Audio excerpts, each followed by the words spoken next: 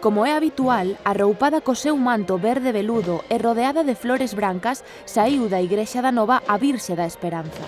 De momento nos va a respetar el agua.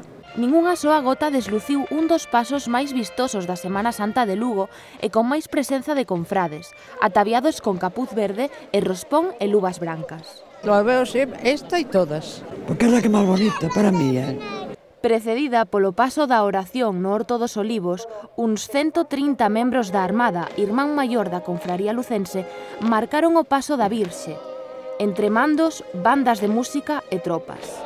El Paso de la Esperanza tiene la peculiaridad que sale todos los lunes santos acompañado de la Armada Española desde el año 1952 de su fundación. O obispo Alfonso Carrasco presidiu a comitiva con membros da Xunta de Confrarías. Entre cargos políticos participaron o subdelegado do Goberno, o presidente da Deputación e o alcalde da cidade. Fieis e turistas saíron aos balcóns e abarrotaron as rúas da cidade para seguir o paso da Virxe en rigoroso silencio e con emocións como estas. Muy bonita. Para máis que viene. Preciosas como la ciudad que tenemos. A Semana Santa de Lugo, que aspira á declaración de interese turístico galego, quédalle por diante estes días moito que ofrecer. O xoves sairá a do Santísimo Sacramento, única no mundo.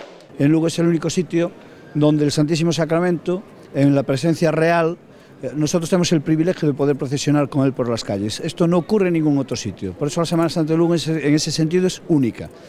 El viernes la procesión del Santo Entierro, la más antigua, con la colaboración de todas las cofradías que sacarán todos sus pasos. Y por la noche la procesión de las Caladiñas, que es una de las procesiones más emotivas. E para momentos emotivos, o remate da Esperanza, de novo na Nova coa Armada entoando a salve. Se en Lugo o son do Luns Santo e o da Salve Mariñeira, nas rúas de Viveiro o que soa estes días son os tambores. Máis dun cento de músicos das bandas das distintas confrarías participaron na tamborrada, un acto recente da Semana Santa viveirense que se está a converter nunha tradición e que xa ten garantido o relevo xeracional.